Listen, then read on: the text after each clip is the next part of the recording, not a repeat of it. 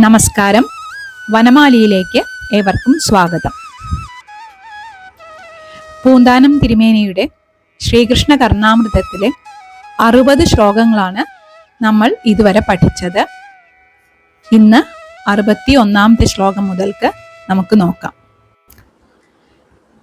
പീലിക്കണ്ണുമണിഞ്ഞു pillar നടുവേ കണ്ണൻ കളിക്കുന്നതും ശീലക്കേടുകൾ മേൽക്കുമേലനുദിനം വെവ്വേറെ കാട്ടുന്നതും ബാലക്കാമിനിമാർ വിഴുത്തതുകിൽ വാരിക്കൊണ്ടൊളിക്കുന്നതും ചാലെ കൺമിഴി കൊണ്ടു കാൺമതിനു ഞാൻ എന്നേ കൊതിക്കുന്നുവാൻ. ഇവിടെ മുടിയില് പീലിക്കണ്ണും ചൂടിയിട്ട് കണ്ണൻ ആ ഗോപബാലരുടെ നടുവില് നിന്ന് കളിക്കുന്നതും എന്നാണ് ആദ്യത്തെ വരിയിൽ പറഞ്ഞത്. പിന്നെ ശീലക്കേടുകൾ മേൽക്കുമേൽ അനുദിനം വെവ്വേറെ കാട്ടുന്നതും, ദിവസം ഓരോരോ ദിവസവും വേറെ വേറെ ദുസ്വഭാവങ്ങള്, ശീലക്കേടുകള്, ഓരോ വികൃതികള് ഇങ്ങനെ കാട്ടുന്നതും ബാലക്കാമിനിമാർ വിഴുത്ത തുകിൽ വാരിക്കൊണ്ടൊളിക്കുന്നതും, ആ അവിടുത്തെ ഗോപ പെൺകൊടിമാരുടെ മുഷിഞ്ഞ ആ വസ്ത്രങ്ങൾ വാരിയെടുത്തിട്ട് ഒളിച്ചു നിൽക്കുക. ഇതൊക്കെ നേരിട്ട് എനിക്ക് കണ്ണുകൊണ്ട് കാണുവാൻ കൊതിയാവുകയാണ് എന്നാണ് ഈ ശ്ലോകത്തിൽ പറയുന്നത്. ഈ ശ്ലോകത്തിലൂടെ ഗോപി വസ്ത്രാപഹരണമാണ് സൂചിപ്പിച്ചിരിക്കുന്നത്. ശ്രീകൃഷ്ണനോടുള്ള ആ പ്രേമഭക്തി വർദ്ധിച്ചിട്ടുള്ള ആ വ്രജസ്ത്രീകള് ഭഗവത് സമാഗമത്തിനായി അല്ലെങ്കിൽ അദ്ദേഹത്തിൻ്റെ പാദദാസികളായി തീരാനുള്ള അനുഗ്രഹത്തിന് വേണ്ടിയിട്ട് ഒരു വ്രതം, കാത്യായനി വ്രതം അനുഷ്ഠിക്കാൻ ആരംഭിച്ചിരുന്നു. അത് മാർഗശീർഷ മാസത്തിലെ പൗർണമി ദിവസം അവസാനിക്കുന്ന വിധമായിരുന്നു ഇത് ആരംഭിച്ചത്. അപ്പോൾ അതിനായിട്ട് ഇന്നും വളരെ നേരത്തെ എഴുന്നേറ്റ് എല്ലാവരും കൂടി കാളിന്തി നദിയിൽ പോയി കുളിച്ച് അവിടെ നിന്ന് കാത്യായനി ദേവിയുടെ പ്രതിമയൊക്കെ ഉണ്ടാക്കി മണ്ണെടുത്ത് കുഴച്ചിട്ടാണ് ഉണ്ടാക്കുക. എന്നിട്ട് അതിൽ പുഷ്പം, മാല, ദീപം, ധൂപം ഒക്കെ ആയിട്ട് നിവേദ്യം, അങ്ങനെ പൂജാദ്രവ്യങ്ങളൊക്കെ വെച്ച് പൂജിച്ച് തങ്ങളുടെ ആഗ്രഹം സാധിച്ചു തരാൻ വേണ്ടി പ്രാർത്ഥിച്ചു വന്നിരുന്നു. വ്രതം അവസാനിക്കുന്ന ദിവസം വന്നു ചേർന്നു. ആ സമയം നല്ല തണുപ്പുള്ള സമയത്താണ് ഇവര് രാവിലെ കുളിച്ച് പൂജിക്കുന്നൊക്കെ ചെയ്യുന്നത്. ഇങ്ങനെ ഒരു മാസം മുഴുവൻ ഈ കാത്യായനി വ്രതം അനുഷ്ഠിച്ചിട്ടുള്ള ഈ ഗോപസ്ത്രീകള് അവസാനത്തെ ആ ദിവസം പൂജകളൊക്കെ കഴിഞ്ഞ് സന്തോഷത്തോടെ തങ്ങളുടെ വസ്ത്രങ്ങളൊക്കെ കരയിൽ അഴിച്ചു വെച്ചിട്ട് വസ്ത്രങ്ങളില്ലാതെ ആ കാളിന്തിയിൽ ഇറങ്ങിയിട്ട് പാട്ടുപാടി തുടിച്ച് കളിക്കാൻ തുടങ്ങി. ഈ കാളിന്തി നദി എന്ന് പറഞ്ഞാൽ അത് പുണ്യവാഹിനിയായിട്ടുള്ള യമുന തന്നെയാണ്. അതില് പൂർണ്ണ നഗ്നകളായിട്ട് അങ്ങനെ ഇറങ്ങി സ്നാനം ചെയ്യുന്നത് ഏറ്റവും നിന്ദ്യമായിട്ടാണ് കണക്കാക്കിയിരുന്നത്. ഇതേപോലെ തന്നെയാണ് പണ്ട് വൈശ്രവണ പുത്രന്മാരായിട്ടുള്ള നളകൂപരനും മണിഗ്രീവനും നഗ്നരായിട്ട് ഗംഗയിൽ ഇറങ്ങി കളിച്ച് ഇരിക്കുമ്പോഴാണ് നാരദന്റെ ശാപത്തിന് പാത്രീഭവിച്ചത്. ഇവിടെ ഈ ഗോപസ്ത്രീകള് പാട്ടും തുടിയും കളിയൊക്കെ ആയിട്ട് ഇങ്ങനെ ആഘോഷിക്കുന്നതിൻ്റെ ഇടയിൽ കണ്ണൻ സൂത്രത്തില് കരയിൽ വന്നിട്ട് ആരും കാണാതെ അവരുടെ ആ വസ്ത്രങ്ങളൊക്കെ എടുത്തിട്ട് അടുത്ത് നിന്നിരുന്ന ഒരു മരത്തിൽ കയറി വസ്ത്രങ്ങൾ ഓരോന്നും കൊമ്പിൽ തൂക്കിയിട്ടു. എന്നിട്ട് അവിടെ ഇരുന്നിട്ട് തൻ്റെ ഓടക്കുഴല് വായിക്കാൻ തുടങ്ങി. ഈ ഓടക്കുഴലിൻ്റെ ശബ്ദം കേട്ടപ്പോൾ ഈ ഗോപസ്ത്രീകളൊക്കെ വേഗം കരയിലേക്ക് നോക്കി. അപ്പോൾ തങ്ങളുടെ വസ്ത്രങ്ങളൊന്നും അവിടെ കാണാനില്ല. അതൊക്കെ ഉണ്ട് അടുത്തുള്ള ആ ആലിൻ്റെ കൊമ്പിൽ തൂങ്ങിക്കിടക്കണം. കണ്ണനാണെങ്കിൽ ഇതൊന്നും അറിയാത്ത മട്ടിൽ അവിടെ ഇരുന്നിട്ട് ഓടക്കുഴൽ വായിക്കുന്നുണ്ട്. ശരിക്കും പറഞ്ഞാൽ ഈ കൃഷ്ണൻ ഈ വ്രജസ്ത്രീകള് ഒരു മാസം മുഴുവൻ ഈ കാത്യായനി വ്രതം അനുഷ്ഠിച്ചവരായിട്ട് കണ്ടിട്ട് അവരോട് ദയ തോന്നി അവരെ അനുഗ്രഹിക്കാനാണ് കാളിന്തി തീരത്തിലേക്ക് വന്നത്. എന്തായാലും ഈ ഗോപസ്ത്രീകള് തങ്ങളുടെ ആ വസ്ത്രങ്ങള് ആലിൻകൊമ്പത്ത് കിടക്കുന്നത് കണ്ടിട്ട് എന്താ ഇനി എങ്ങനെയാ കരയ്ക്ക് കയറുക എന്ന് ചിന്തിക്കാൻ തുടങ്ങി. ഇനിയിപ്പൊ കരയ്ക്ക് കയറി എന്ന് വെച്ചാൽ തന്നെ തങ്ങളുടെ വസ്ത്രങ്ങളൊക്കെ എവിടെ ആലിന്റെ കൊമ്പത്താ തൂങ്ങി കിടക്കുന്നത്. അതൊക്കെ ഈ ദുശീലക്കാരനായിട്ടുള്ള കൃഷ്ണൻ താഴേക്ക് എറിഞ്ഞു തന്നിട്ടില്ലെങ്കിൽ എന്താ ചെയ്യുക?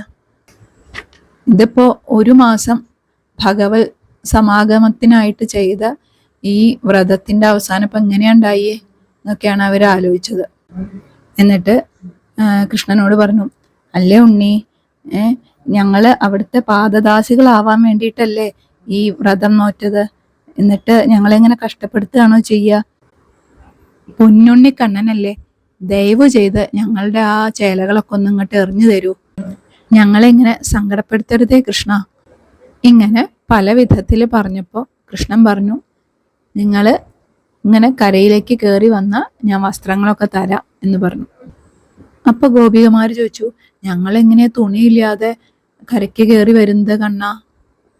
ഇങ്ങനെ എത്ര തന്നെ യാചിച്ചിട്ട് ഒരു ഫലമില്ല എന്ന് കണ്ടിട്ട് ആ വ്രജസ്ത്രീകള് ഒടുവില് ഞാൻ എന്താച്ചാവട്ടെ എന്ന് കരുതിയിട്ട് വളരെ ലജ്ജയോട് കൂടിയിട്ട് വെള്ളത്തിൽ നിന്ന് കരയിലേക്ക് കയറി കൃഷ്ണൻ ഇരിക്കുന്ന ആ മരത്തിന്റെ ചുവട്ടിൽ വന്നു നിന്നിട്ട് വസ്ത്രത്തിനായിട്ട് കൈനീട്ടി.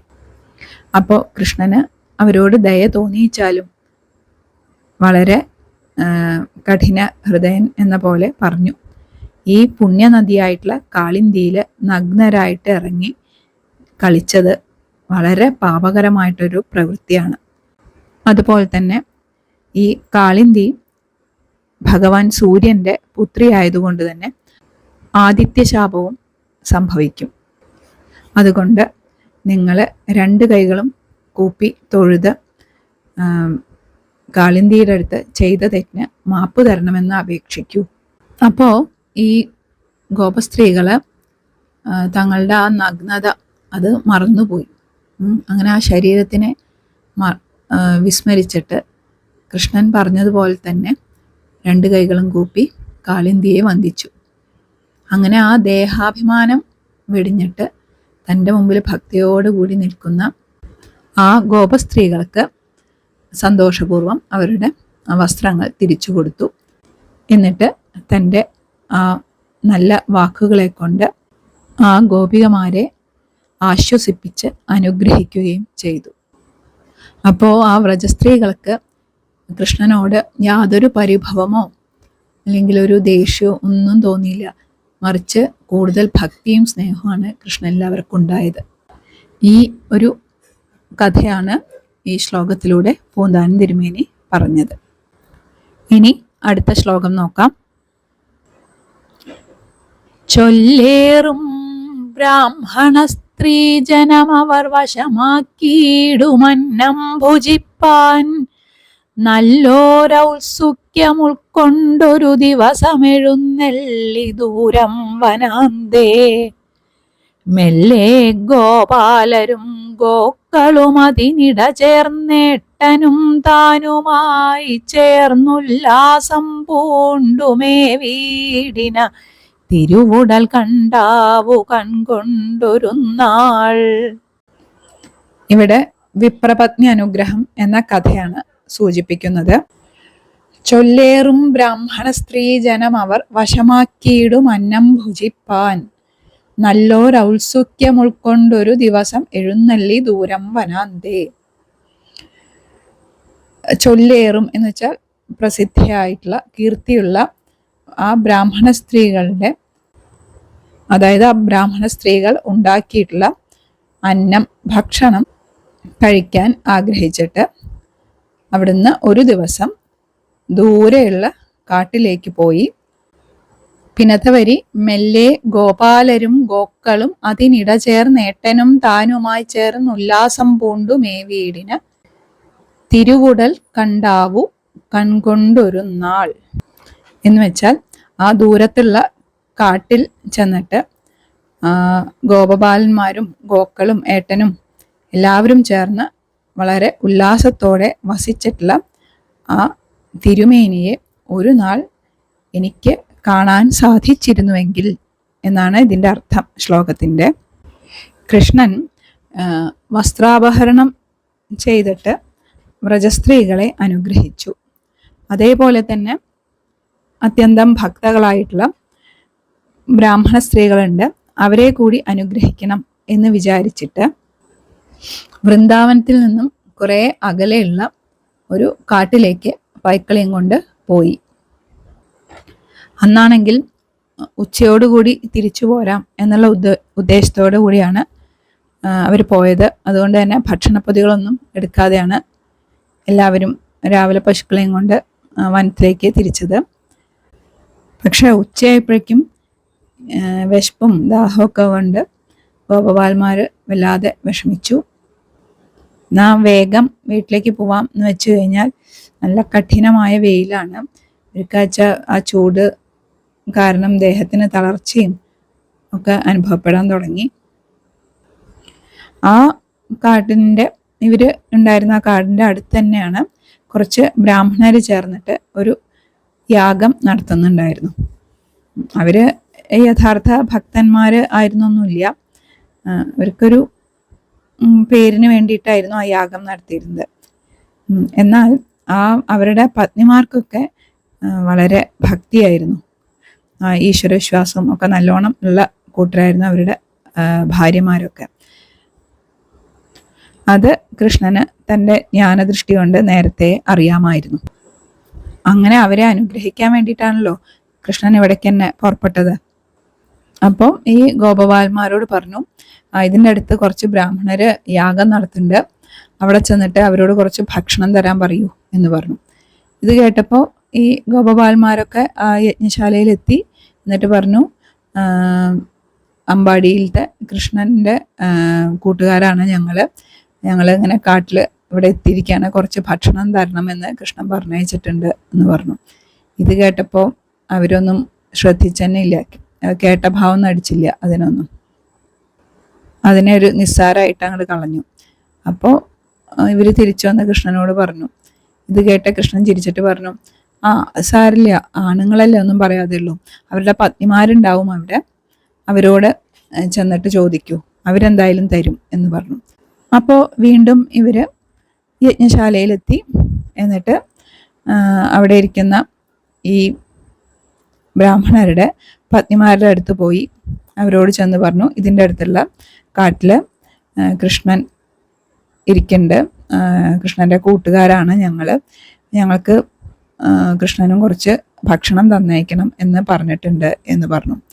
ഇത് കേട്ടപ്പോഴേക്കും കൃഷ്ണൻ ഇവിടെ വന്നിട്ടുണ്ടോ എന്ന് ചോദിച്ചിട്ട് അപ്പോൾ തന്നെ ഗന്ധപുഷ്പാദികളും പായസം തുടങ്ങിയിട്ടുള്ള വിശേഷപ്പെട്ട ഭക്ഷണവും പിന്നെ നല്ല പഴുത്ത പഴങ്ങളൊക്കെ കൊട്ടയിൽ നിറച്ച്, പിന്നെയും അവിടെയുള്ള പല എല്ലാ ഭക്ഷണ പദാർത്ഥങ്ങളും വീണ്ടും വീണ്ടും നിറച്ച് അവർ തന്നെ തലയിൽ വെച്ച് ചുമന്നുകൊണ്ട് കൃഷ്ണനെ കാണാൻ പുറപ്പെടുകയാണ്.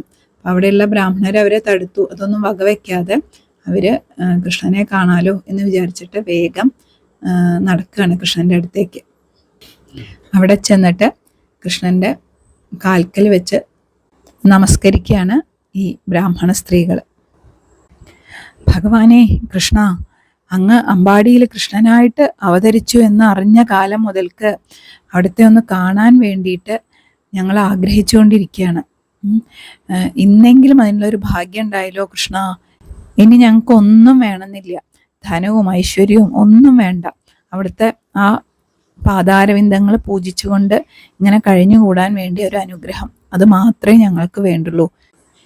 ഞങ്ങൾ കൊണ്ടുവന്നിരിക്കുന്ന ഈ കാഴ്ച വസ്തുക്കൾ അങ്ങ് ദയവ് ചെയ്ത് സ്വീകരിക്കണേ എന്ന് പറഞ്ഞ് നമസ്കരിക്കുകയാണ്. ഇത് കേട്ട് കൃഷ്ണൻ അത് മുഴുവൻ സ്വീകരിച്ച് തൻ്റെ കൂട്ടുകാർക്കും ജ്യേഷ്ഠനൊക്കെ കൊടുത്ത് സ്വയം ഭുജിച്ച് അവരെ അനുഗ്രഹിച്ചു. പുണ്യവതികളായിട്ടുള്ള നിങ്ങൾ തപസ്സുകൊണ്ട് പോലും സിദ്ധിക്കാത്ത ഒരു സുഹൃതം നേടിക്കഴിഞ്ഞിരിക്കുന്നു. എല്ലാ പ്രതിബന്ധങ്ങളും അവഗണിച്ച്, ആ യാഗദീക്ഷ പോലും അവഗണിച്ച് ഭക്തിയോടുകൂടി എൻ്റെ മുമ്പിലേക്ക് വന്ന് എനിക്ക് ഈ ഭോജനം നൽകിയിട്ടുള്ള നിങ്ങൾ തീർച്ചയായും ജീവൻ മുക്തകളായി തീർന്നിരിക്കുന്നു. ബ്രാഹ്മണരായാലും മഹർഷികളായാലും വേദജ്ഞാനികളായാലും ഭക്തിയില്ലാത്തവരാണെങ്കിൽ അവരുടെ ജീവിതവും കർമ്മവും ഒക്കെ വ്യർത്ഥമാണ്. അവർ എന്ത് യാഗം നടത്തിയാലും അവർക്ക് മുക്തി സിദ്ധിക്കില്ല. തപസ്സോ ജ്ഞാനോ ഒന്നുമില്ലെങ്കിലും അവന് ഭക്തി ഉണ്ടെങ്കിൽ തീർച്ചയായും അവന് മുക്തി സിദ്ധിക്കും. തീരെ ഭക്തിയില്ലാതെ യാഗം നടത്തുന്ന നിങ്ങളുടെ ഭർത്താക്കന്മാർ ഇതിന് അർഹരല്ലേന്. ഇതിനിടയിൽ ആ യാഗം നടത്തുന്ന ആ ബ്രാഹ്മണരിലെ പ്രധാന ഹോത്രിയുടെ ഭാര്യ കൃഷ്ണനെ കാണാൻ മറ്റ് സ്ത്രീകളോടൊപ്പം പുറപ്പെട്ടപ്പോൾ ഭർത്താവ് അവിടെ ബലമായിട്ട് തടഞ്ഞു നിർത്തി. അപ്പോൾ ആ സാധു സ്ത്രീ കൃഷ്ണനെ കാണാൻ സാധിക്കാത്തതിലുള്ള ദുഃഖത്തോടെ അവിടെ ബോധരഹിതയായിട്ട് വീണു. പക്ഷെ ആ സാധു സ്ത്രീയുടെ മനസ്സിൽ കൃഷ്ണൻ്റെ ആ ജഗന്മോഹനമായിട്ടുള്ള രൂപം തെളിഞ്ഞു വന്നു അത്രേ. അപ്പോൾ ആ സ്ത്രീയുടെ ശരീരത്തിൽ നിന്നൊരു തേജസ് മുകളിലേക്ക് പോകുന്നതായിട്ട് അവിടെയുള്ള ആളുകൾ കണ്ടു. അതായത് ആ നിഷ്കളങ്ക ഭക്തി കണ്ടിട്ട് ഭഗവാൻ അപ്പം തന്നെ മോക്ഷം നൽകി എന്നാണ് പറയുന്നത്. എന്തായാലും കൃഷ്ണൻ ഈ ബ്രാഹ്മണ സ്ത്രീകളോട് പറഞ്ഞു, നിങ്ങൾ വേഗം തിരിച്ചു പോയിക്കോളൂ, യജ്ഞം മുഴുവനാക്കണമെങ്കിൽ പത്നിമാരെ അടുത്ത് വേണമല്ലോ, അതുകൊണ്ട് പോയിക്കോളൂ എന്ന് പറഞ്ഞു. അങ്ങനെ കൃഷ്ണനെ കണ്ട് തിരിച്ചു വന്ന ആ ബ്രാഹ്മണ സ്ത്രീകൾ യാഗശാലയിലെത്തിയപ്പോൾ അവരുടെ ഭർത്താക്കന്മാർക്ക് ദേഷ്യം വന്ന് അവരെ അവിടുന്ന് ആട്ടി പുറത്താക്കാൻ ഭാവിച്ചു. അപ്പോഴാണ് അവരുടെ മുഖത്ത് മുമ്പില്ലാത്ത വിധത്തിലുള്ളൊരു തേജസ് കണ്ടത്.